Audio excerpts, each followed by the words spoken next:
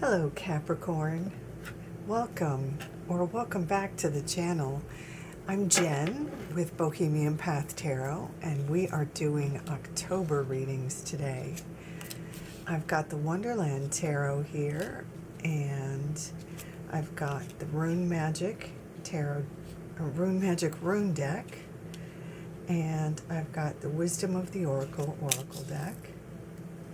As always, these are general readings for a general Capricorn audience. So maybe everything won't resonate with you. Just take what resonates with you and leave the rest for another Capricorn. I invite you to check out the videos for your sun sign, your rising sign, and your moon sign for the most resonant experience. Nice. Let's grab your rune here. Let's pay attention, Jen. Get everything in on the screen here. That's better.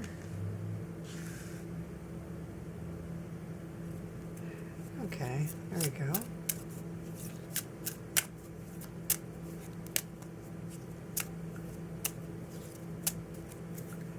So your rune is Nathis,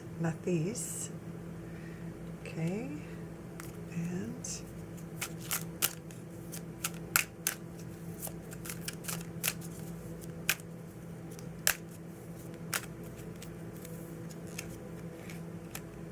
orphaned. Not to panic, sometimes that happens. Sometimes the rune and oracle are a little more challenging, while the tarot is a little more exciting or pleasant or positive. So that's kind of what we've got going on for you this time. Nathis is a rune that indicates, let's see, maybe we can get this a little more in focus. That's a little better. So it's the rune that indicates sort of creativity in response to a challenge or need. It's kind of like our grandmothers or great-grandmothers during the Depression creating, those magical recipes when there wasn't a lot in the cupboard, or getting really good at creative sewing sort of remedies for hand-me-downs or that sort of thing to make old clothes last longer in sort of financially challenging times, that sort of thing. It's like having the drive to face, I'll say it, a difficult circumstance. Sometimes this can also be a situation where you've put a challenge on yourself to do something difficult, like become an actor or a rock star, when you know the odds are really against you. And, it might take not just talent, but also like luck and inner fortitude, right? There's this element of inner fire or fortitude that's required when this card comes up, as well as a sort of creative, ambitious spirit, the willingness to not give up when things get challenging. And this card also, or I shouldn't say card, this rune also suggests that you have the capacity to face a challenge as long as you kind of check in with your drive or your ambition or your creative spirit, your determination, and look for a creative solution. So there's your sort of rune guidance there. Now, as far as the oracle card here, orphaned. Now, this one does suggest maybe feeling left out in the cold, or like you're missing out, right? Maybe feeling like you don't fit in or don't have a tribe, a sort of uncertainty about your place, or maybe not feeling connections. But if you're coming into this reading with that feeling, the good news is by month's end, that feeling is going to shift. Any doubts or insecurities or fear of missing out or whatever it is going to be replaced, because by the end of the month we see connection and we see support. So let's go through the tarot and see how that is sort of resolved. So in the very first sort of column, so in the beginning of the month, and this carries over not just through the first week and not just the month of October, but it's kind of opens up a new portal or a new door. We have the Magician and the Wheel of Fortune, two really wonderful major arcana cards, indicating manifestation and a change of luck. So right in the beginning, we see you putting effort into things you want to change, opening a portal with, the support of the universe, a shift, a new season of good luck and opportunity come in. So the thing about the Magician is it's not just about waving a wand, right? It isn't just about the woo-woo. There is intent that happens with the Magician. There's kind of a pairing of a belief in a benevolent universe and real practical action. So it's that willpower, that creativity, that knowing that you need to take some sort of practical action to overcome a challenge, that is paired with knowing that if you do that you can have power in this universe to become that rock star or overcome that challenge. So believing in your own power is like the magic of the Magician. That's the real magic. And sometimes when you're in that sort of orphaned phase, or that maybe a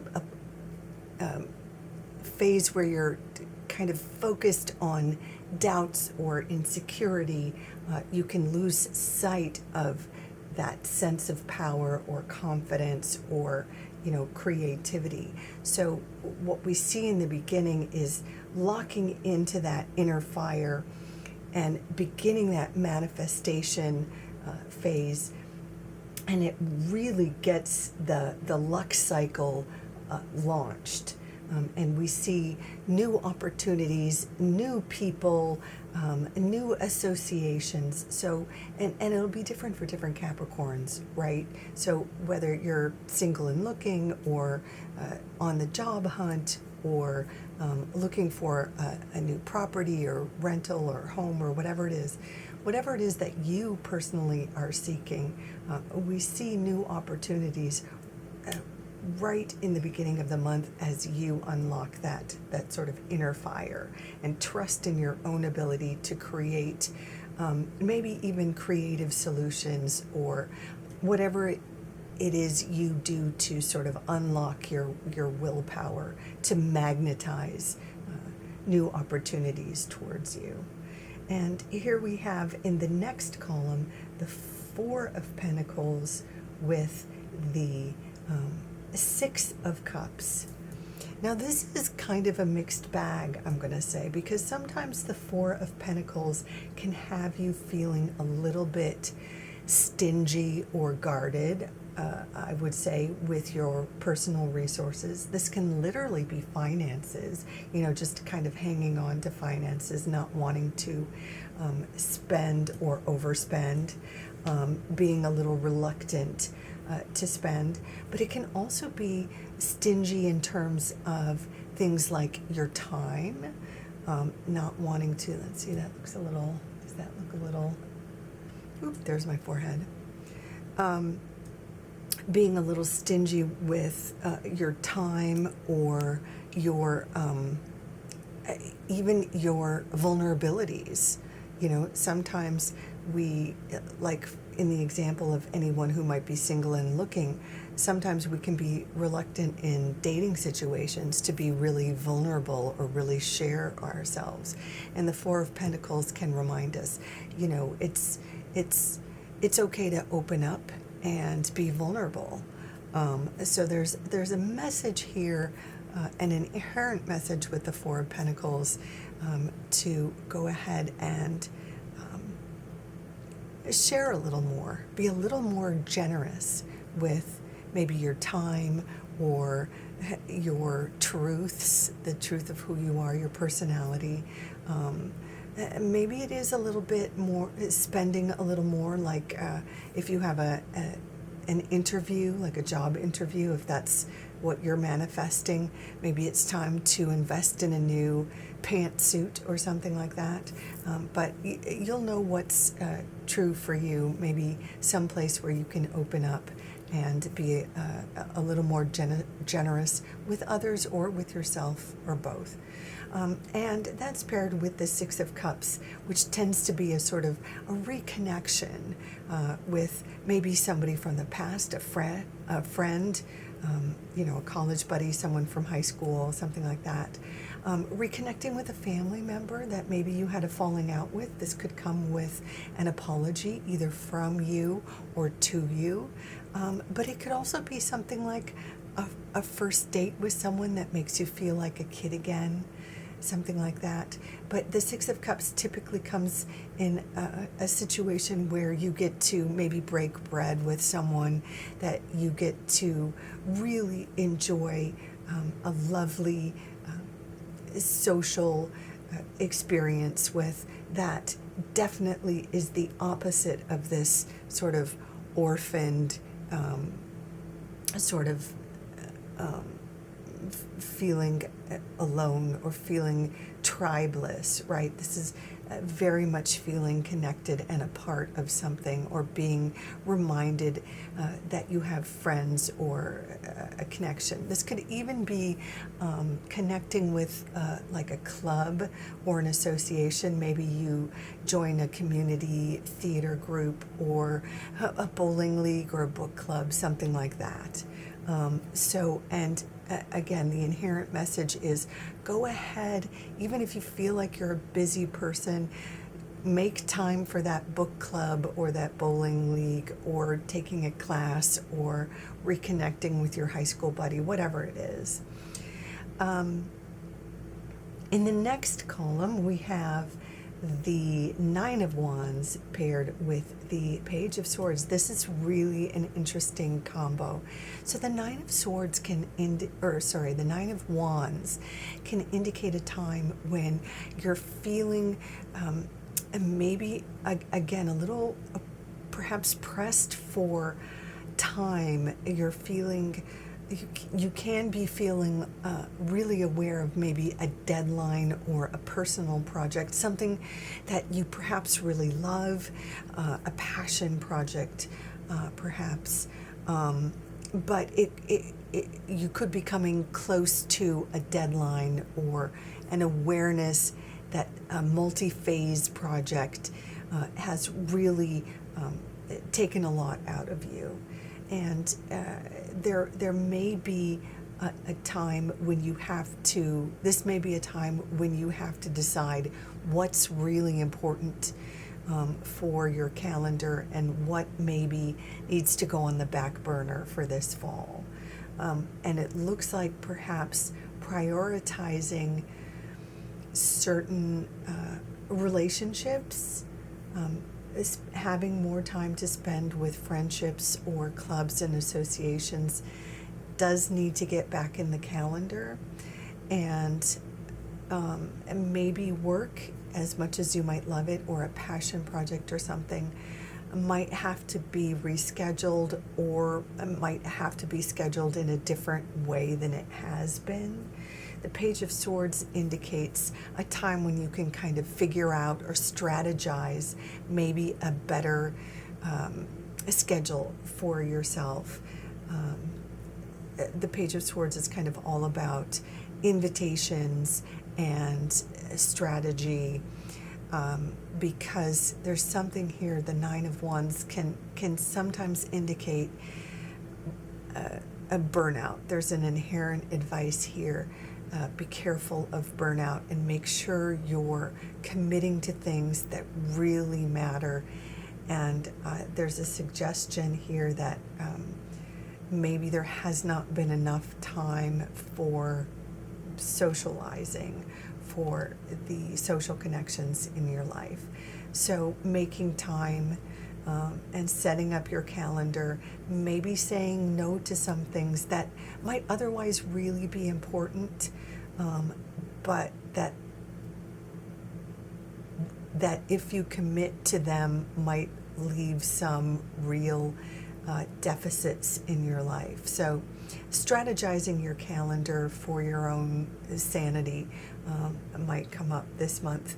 And finally, though, I love this one for you.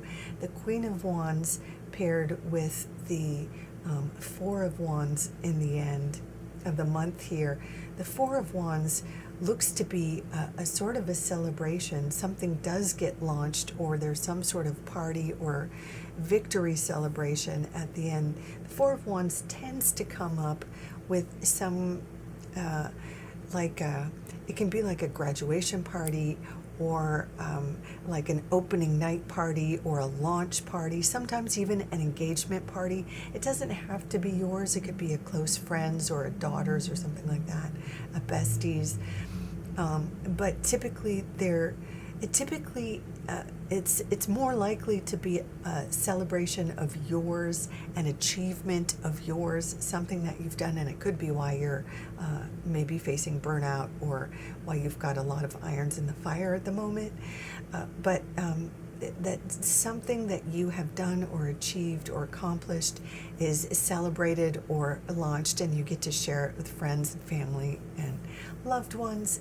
And this Queen of Wands could be a person other than not you, an external figure. Could be female, doesn't have to be. Could be someone like an Aries, Leo, Sagittarius, that is a confidant, or even a mentor, boss. It could be someone who offered you a job. That could be what you're celebrating. Could be someone who offered you a creative role. In the example where if you were seeking that rock star position, or someone, this could be someone, something like that. This could be someone like an agent, or something like that. But in any case, this could be someone who has something to offer you that plays into this victory celebration, or that plays into the victory. This, for some of you though, this could be a reflection of you feeling yourself in your victory, feeling like a queen, feeling like a boss lady. The Queen of Wands is very much like a superstar character. So if you have a moment where you actually get to celebrate your victory at a party, this could be you coming out in, totally decked out, feeling great in your gown or wardrobe, whatever it is. If you have a moment to have yourself done up, the Queen of Wands loves a spotlight moment. She's magnetic, she's sexy, she's, you know, someone that charms everyone in the room. All, you know, everybody wants a piece of the Queen of Wands. So whether this is you or someone who has supported you to this victory moment, after all you've been through and, you know, the sort of shift you made to magnetize this moment, and the rescheduling you've done to get here, you deserve your time in the spotlight. So I hope you love this reading, Capricorn. You have earned it. If this has been helpful, I hope you'll consider giving this video a like, share, subscribe, leave a comment. But in any case, please take good care of yourself. Until next time, bye for now.